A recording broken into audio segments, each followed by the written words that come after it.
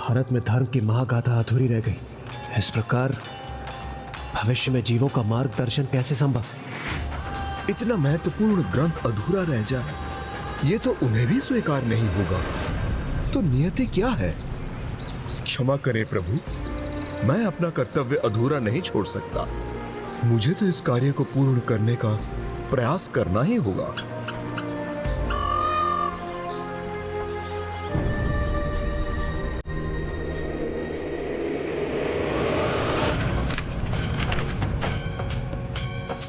किंतु ऋषिवर बिना गजानन के ये कार्य कैसे करेंगे?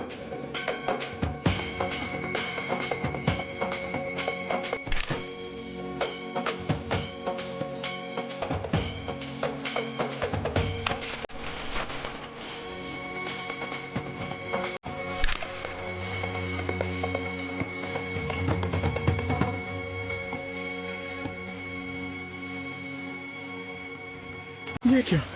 इसका लेखन तो पूर्व में ही हो चुका है। प्रभु ने मेरे बिना बोले ही इसे पूर्ण कर दिया, संपूर्ण काव्य लिख दिया।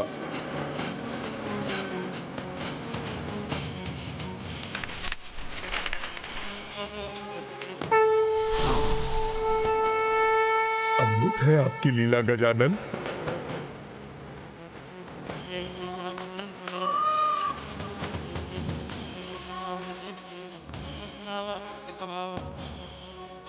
प्रभु, आप तो बुद्धि के देवता हैं। आपको समझने में कैसे भूल कर दी मैंने। जो श्लोक मेरे मुख से निकल रहे थे वो आपकी ही कृपा थी, और जो मेरे मन में थे वो आप ही की कृपा के परिणाम थे। जो मैं उत्पन्न कर रहा था वो स्वयं आप ही तो करा रहे थे। प्रभु, अब मैं ये सत्य समझ गया हूं। मुझे अपने ब्रह्म स्वरूप अर्थात महाज्ञानेश्वर रूप में दर्शन देने की कृपा कीजिए।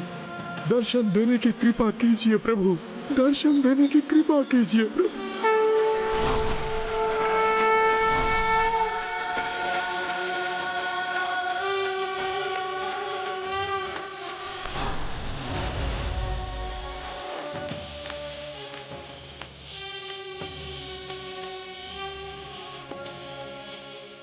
प्रभु, प्रभु।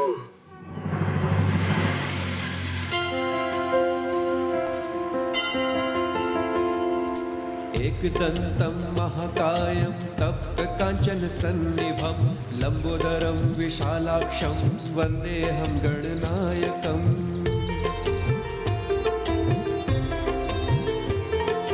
ॐ नमस्ते गणपते त्वमेव प्रत्यक्षं तत्त्वमसि त्वमेव केवलं कर्तासि त्वमेव केवलं धर्तासि त्वमेव केवलं हर्तासि त्वमेव सर्वखल्विदं ब्रह्मासि।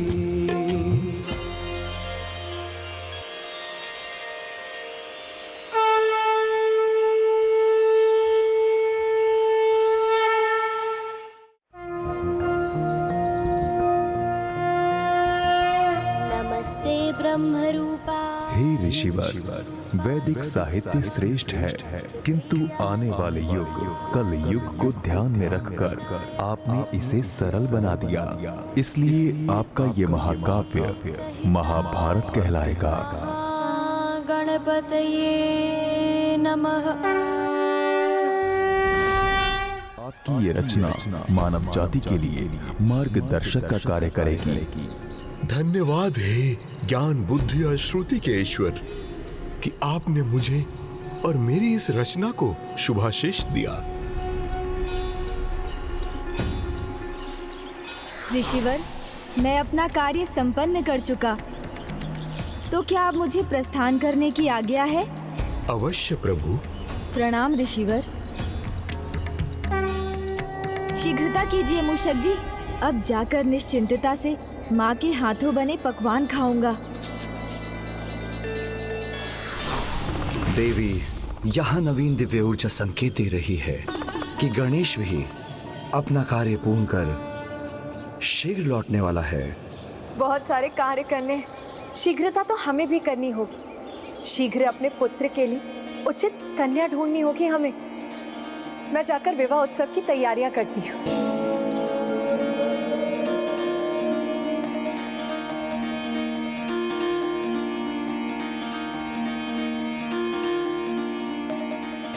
गणेश जी का विवाह?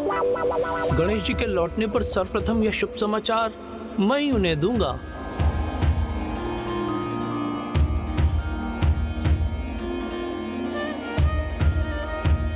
नंदी जी। गणेश जी,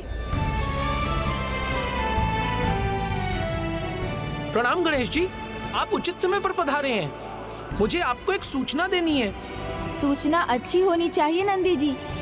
ये मत कहिएगा कि भोजन समाप्त हो गया, क्योंकि आपकी पोटली में से उसकी सुगंध मुझ तक पहुंच रही है। ये कोई परिहास नहीं है प्रभु, वास्तव में एक बहुत बड़ी सूचना है। पहले भोजन फिर सूचना नंदी जी। प्रभु सुनिए तो, अब कहाँ जा रहे हैं?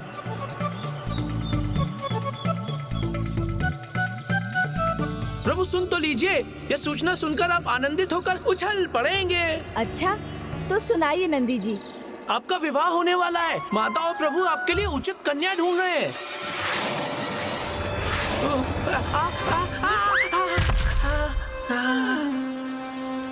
प्रभु, मेरा विवाह? ये क्या कह रहे हैं नंदी जी? अवश्य आपसे कोई भूल हुई है। आपने ठीक से नहीं सुना होगा। नहीं प्रभु, मैंने ठीक से सुना भी, कहा भी, और ना ही कोई भूल हुई है मुझसे।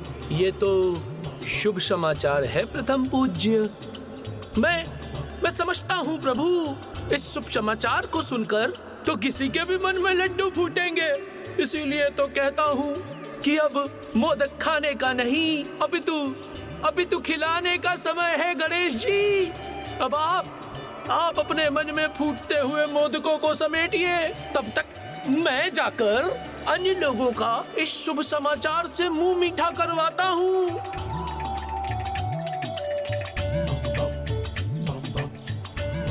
ओहो प्रथम पूज्य गणेश जी, सर्वप्रथम आप ही शुभ समाचार के साथ अपना मुंह मीठा कीजिए। फिर क्या जाने अवसर मिले ना मिले, क्योंकि विवाह के पश्चात तो आपको वही खाना पड़ेगा जो आपकी पत्नी खिलाएंगी। आज्ञा दीजिए प्रभु, मैं आता हूँ। प्रणाम। क्या विवाह के उपरांत मैं अपनी इच्छा से भोजन भी नहीं कर पाऊंगा? विवाह हुआ और स्वतंत्रता समाप्त।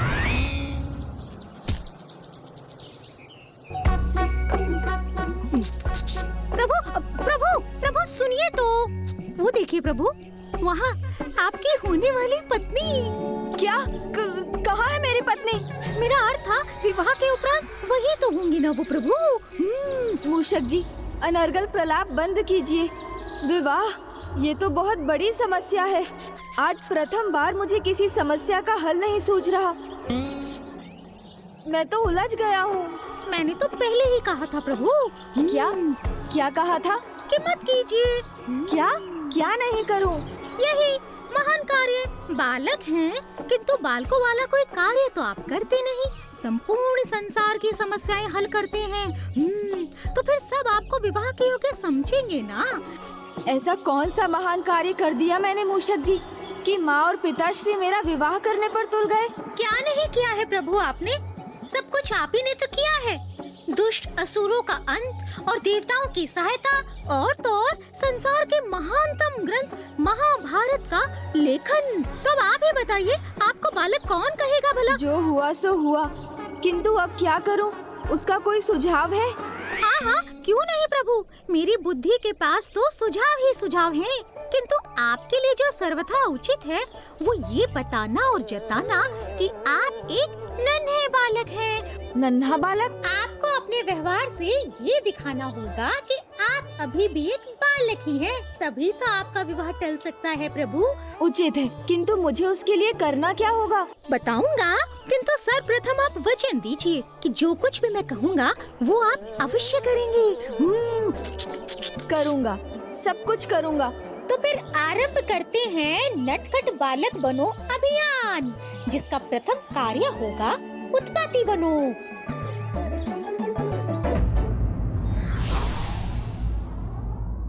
सकारात्मक कार्य के लिए की गई स्वस्थ प्रतिस्पर्धा से सदैव उत्तम फल की प्राप्ति होती है।